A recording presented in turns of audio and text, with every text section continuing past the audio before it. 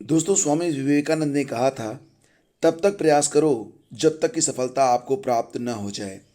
आज 12 जनवरी है और आज पूरे भारत में राष्ट्रीय युवा दिवस के रूप में मनाया जा रहा है, जो कि हमारे परम प्रिय और परम आदरणीय स्वामी विवेकानंद जी की जयंती है।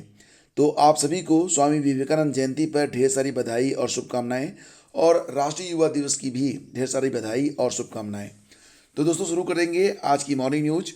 तो यहाँ पर सबसे पहली खबर ये है कि हरियाणा कर्मचारी चयन आयोग ने हरियाणा पुलिस में 7,298 कांस्टेबल ग्रुप सी पदों पर भर्ती के लिए ऑनलाइन एप्लीकेशन प्रोसेस शुरू कर दिया है। ये जो ऑनलाइन आवेदन है वो 11 जनवरी से चल रहे हैं। इन पदों पर आवेदन करने की जो लास्ट डेट है वो 10 फरवरी है। एप्लीकेशन फ़ीस जमा करने की लास्ट डेट 13 फरवरी है। तो यहाँ पर अगर आप चाहें तो आवेदन कर सकते हैं। पहले एचएससी ने पुरानी भर्ती का नोटिफिकेशन रद्द करके नई भर्ती में कुल 5500 पद पुरुषों के, 1100 पद महिला कांस्टेबल और 698 पद बटालियन दुर्गा 1 का नोटिफिकेशन निकाला था। इन पदों के लिए 12वीं पास युवा www.hssc.gov.in पर जाकर ऑनलाइन आवेदन कर सकेंगे। नोटिफिकेशन आपको हमारे टेलीग्राम चैनल पर मिल जाएगा @स्टडी विद ज्ञान प्रकाश पर। वहाँ पर जाकर आपको पूरी जानकारी प्राप्त हो जाएगी। इन पदों के लिए लिखित परीक्षा 27 मार्च और 28 मार्च को होगी। जिन युवाओं ने पिछले साल अगस्त में आवेदन किया था उन्हें उम्र और फीस में छूट रहेगी। नए अभ्यर्थियों की जो उम्र की गणना होगी वो दिसंबर 2020 के आधार पर की जाएगी, 1 दिसंबर 2020 से। तो पुरुष कांस्टेबल के कुल पदों की संख्या है यहाँ पर 5500। तो रिजर्वेशन में जनरल को 1980 पद, एससी 990, बीसी यानी कि बैकवर्ड क्लास जो एक श्रेणी के अंतर्गत हैं उनको 770 पद, बीसीबी बैकवर्ड क्लास बी को 440, ईडब्ल्यूएस को 550 और इसी प्रकार से जो अन्य पद हैं वो आप यहाँ पर देख सकते हैं। और दोस्तों, यहाँ पर एक खबर और भी है कि प्रदेश में यानी कि उत्तर प्रदेश में स्कूल अब एक पाली में चलाए जा सकेंगे। आदेश सभी बोर्ड के स्कूलों पर लागू होगा। कक्षा 9 से 12 तक के स्कूल 10 से 3 बजे तक खोले जा सकेंगे। इसके पहले अक्टूबर 2020 में कक्षा 9 से 12 तक की कक्षाएं 2 पालियों में चलाने के आदेश हुए थे। माध्यमिक शिक्षा विभाग की विशेष सचिव आरेखा अखौरी ने आदेश जारी कर दिया है। अभी कक्षा 1 से 8 तक के स्कूल नहीं खोले गए हैं। तो ये जो स्कूल 2 पालियों में चल रहे थे अब इनको 1 पाली में चलाने के आदेश हो गए हैं। दोस्तों, यहाँ पर मैं आप लोगों के लिए एक बहुत ही इम्पोर्टेंट खबर लेकर आया हूँ। यूपी सरकार के विभिन्न विभागों में खाली पड़े हजारों पदों को भरने के लिए उत्तर प्रदेश अधीनस्थ सेवा चयन आयोग बहुत जल्दी नोटिफिकेशन जारी करने जा रहा है।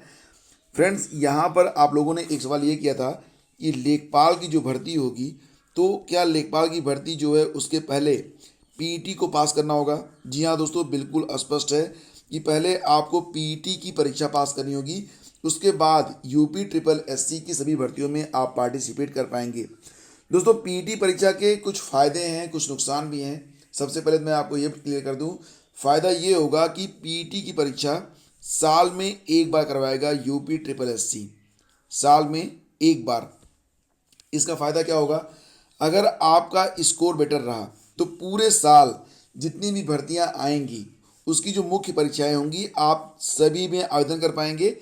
और अगर आपका परसेंटाइल अच्छा रहा, क्योंकि एक परसेंटाइल कार्ड आपका जारी किया जाएगा पीईटी का, उसके आधार पर आपको जो है जो अलग अलग भर्तियां आएंगी, सीटों की संख्या कम होगी या अधिक होगी, तो उस आधार पर आपका चयन किया जाएगा।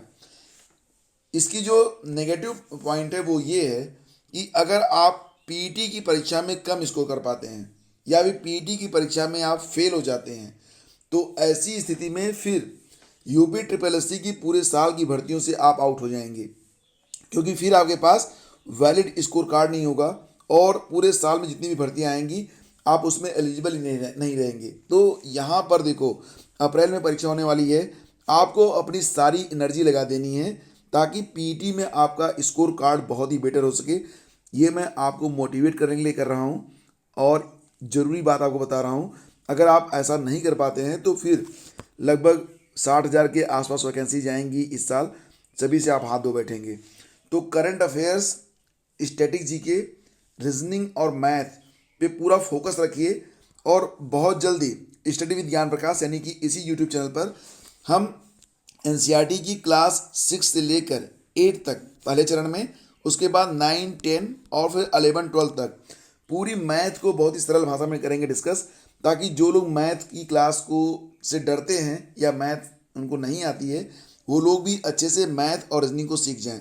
क्योंकि मैथ और रीजनिंग अगर आप सीख गए, देखो करंट अफेयर्स बदलता रहता है, स्टैटिक जीके में कौन सा प्रश्न पूछा जाएगा ये फिक्स नहीं होता है, लेकिन अगर आपने साइंस और मैथ पर अपनी ग्रिप बना ली तो ये तो मेथड होते हैं, अगर मेथड आप समझ गए तो कोई भी क्वेश्चन आए आप उसको कर ले जाएंगे।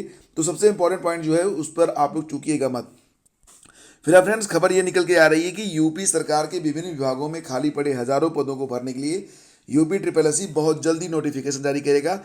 पीईटी की जो परीक्षा होने वाली है ये अप्रैल में होने जा रही है और ये प्रारंभिक अर्हता परीक्षा होगी, और इसके बाद भर्तियों के संबंध में विज्ञापन निकालकर आयोग आवेदन लेगा।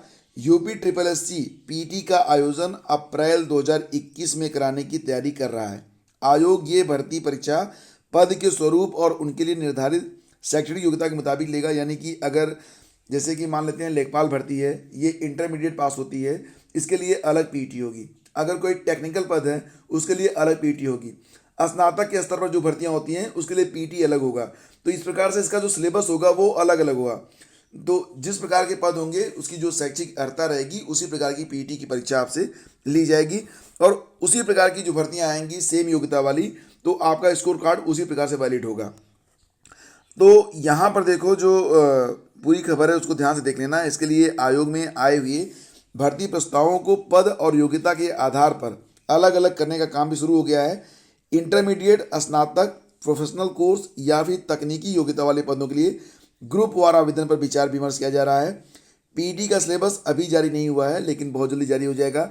लेकिन एक बात तो पहले से तय है कि सिलेबस कुछ भी हो अलग अलग परीक्षाओं के लिए, इसमें current affairs, static GK, reasoning, math, Hindi ये चीज़ें कंपलसरी ही रहेंगी। प्रश्नों की संख्या भले ही वेरी कर जाए, तो ये चीज़ें आपको अभी से पढ़ते रहना है, ठीक है। और बताया जा रहा है कि पीईटी के नतीजे परसेंटाइल के स्कोर के आधार पर घोषित होंगे। परसेंटाइल स्कोर के आधार पर ही मुख्य परीक्षा के आवेदनकर्ताओं की शॉर्ट लिस्टिंग होगी। विभिन्न विभागों की विशिष्ट जरूरतों और सेवा नियमावलियों के प्रावधानों के पीईटी स्कोर के आधार पर शॉर्ट लिस्टिंग की जाएगी। इसके बाद मुख्य परीक्षा, कौशल परीक्षा और शारीरिक परीक्षा करवाई जाएगी। तो ये चीज़ें हो रहेंगी, और पीईटी का स्कोर जो होगा वो 1 साल के लिए मान्य होगा। इस परीक्षा का आयोजन साल में एक बार होगा। प्रवीण कुमार जो कि अध्यक्ष हैं अधीनस्थ सेवा चयन आयोग के, उनका कहना है कि आयोग को भर्ती संबंधी अधिकतर विभागों को प्रस्ताव मिल गए हैं। शैक्षिक योग्यता के आधार पर इसे ग्रुप में बांटा जा रहा है जिससे भर्ती में आसानी हो। और प्रारंभिक परीक्षा यानी कि प्रारंभिक अर्हता परीक्षा कराने के बाद भर्ती प्रक्रिया शुरू हो जाएगी। तो जो अभी तक पदों की संख्या है उसको देख लेते हैं। लेखपाल के लिए कुल लगभग 8000 पद हैं, 7882 पदों की संख्या बढ़ भी सकती है। बेसिक शिक्षा में 1055, माध्यमिक शिक्षा में 500, विभिन्न विभागों में क्लर्क के लिए 7000 सबसे अधिक पद, लेखा परीक्षक 1303, ग्राम्य विकास में 1658 पद होंगे। इसके अलावा 9222 पद आ रहे हैं परिवार कल्याण से, बाल विकास पुष्टाहार से 3448 और नगर निकाय से 383 पद रहेंगे, ठीक है। और अकेले ग्रुप सी में लगभग 38,000 पद खाली हैं। 30 लाख अभ्यर्थियों के बैठने के आसार हैं, यह मानकर आयोग चल रहा है। तो ये सारी चीज़ें हैं, लेकिन बेसिकली आपको अपनी तैयारी बहुत ही बेहतर करनी है। वैकेंसीज आने वाली हैं, पीईटी आपके लिए बहुत ही निर्णायक साबित होगा। तो पीईटी में आपका स्कोर गड़बड़ नहीं होना चाहिए, ये अपने आप से आप वादा करिए। एमपीपीएससी में पीसीएस के लिए आवेदन शुरू हो गए हैं, और आवेदन के लिए जो प्रक्रिया है उसके बारे में आपको बता देता हूँ कि आप सिंपली जो है mpsc.nrc.in पर, या फिर नोटिफिकेशन देखना चाहते हैं तो टेलीग्राम चैनल जो हमारा है @स्टडी विद ज्ञान प्रकाश, वहाँ पर जाकर आप देख सकते हैं पूरा नोटिफिकेशन। तो यहाँ पर मैं आपको बता दूँ कि ऑनलाइन आवेदन शुरू हो गए हैं। 10 फरवरी तक फीस जमा होगी। 11 अप्रैल को प्री होगा। कब होगा? 11 अप्रैल को प्री की परीक्षा है। तो अप्रैल का महीना तो परीक्षाओं और संभावनाओं से भरा हुआ है। अप्रैल महीने में ही आपकी यूपी SSSC की परीक्षा होगी। दोस्तों देखिए, समय के लिए इंतजार मत करिए। जितना समय आज आपके पास है, हो सकता है कि कल आपके पास ना हो। इसलिए जो समय आपको मिलता है उसमें अपने भविष्य के लिए आप मेहनत करिए। आज के लिए, कल जो कुछ भी होगा ठीक है, अधिक समय होगा तो आप अधिक मेहनत कर लेना, लेकिन आज को गंवाइएगा मत, ठीक है। तो एमपीपीएससी में आवेदन करने के लिए आपका स्नातक होना यहाँ पर जरूरी है और आयु सीमा होनी चाहिए 21 से 40 वर्ष। आयु की जो गणना होगी वो 1 जनवरी 2021 से की जाएगी। राज्य सरकार के नियमों के मुताबिक सभी आरक्षित वर्गों को आय में छूट भी है।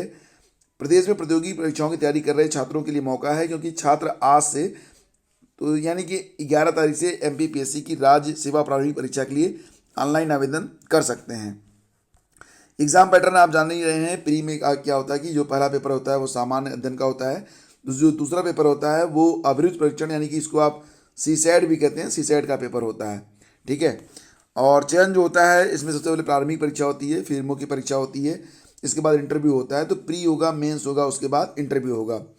और परीक्षा जो होगी वो मध्य प्रदेश में ही होगी और यहाँ पर जो आपके एडमिट कार्ड होंगे वो ऑनलाइन रहेंगे।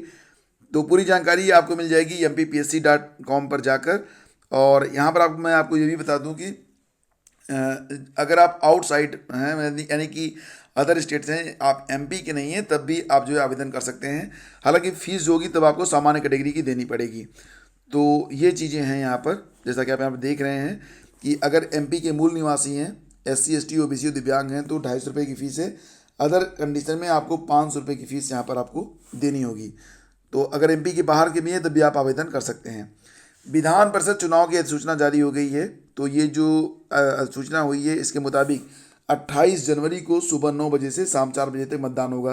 तो देखिए, कुछ इंपॉर्टेंट न्यूज़ होती हैं जो कि शिक्षा से जुड़ी हुई नहीं होती हैं लेकिन आपके दैनिक दिनचर्या को प्रभावित करती हैं, तो ऐसी खबरों को भी आपको जानना चाहिए। जैसे कि केंद्रीय मंत्री नाइक सड़क हादसे में घायल हो गए हैं, उनकी पत्नी और PA की मौत हो गई है। तो केंद्रीय आयुष मंत्री श्रीपद वाई नाइक सोमवार रात को जब सड़क हादसा हुआ तो उसमें वो बुरी तरह घायल हो गए हैं। उनकी पत्नी विजया और PA की मौत हो गई है।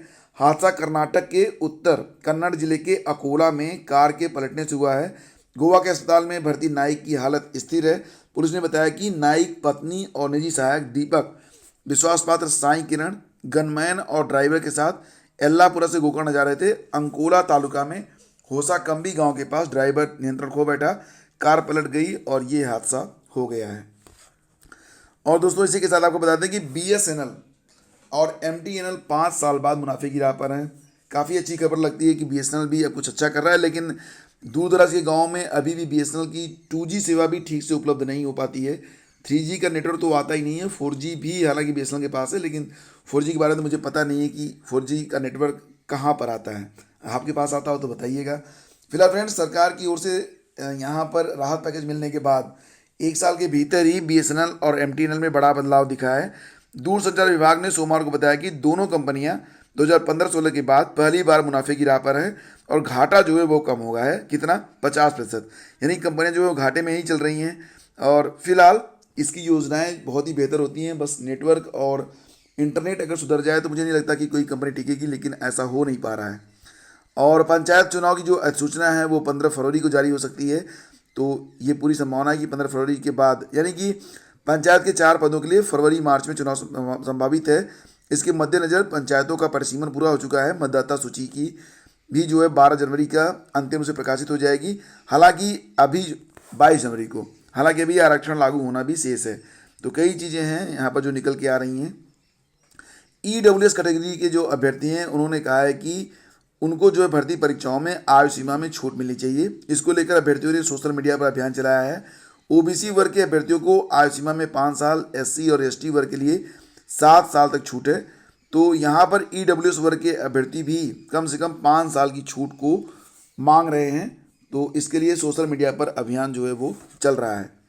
दोस्तों, करंट अफेयर्स को आज, यानी कि आज जो तारीख है 12 जनवरी तक, स्वामी विवेकानंद जयंती के अवसर पर इसकी जो कीमत थी 99 के बजाय 49 रुपीज़, यानी कि जो 51% की छूट मिल रही है आपको, वो आज भी जारी है। अगर किसी कारण से आपने अभी तक ये जो PDF है उसको आप परचेज़ नहीं कर पाए हैं तो आप परचेज़ कर सकते हैं 51% की छूट के साथ मात्र 49 रुपये में। कल से इसकी कीमत 99 रुपीज़ हो जाएगी। Thank you so much for watching the video. पसंद आया तो लाइक और शेयर कर दीजिएगा। बहुत बहुत धन्यवाद।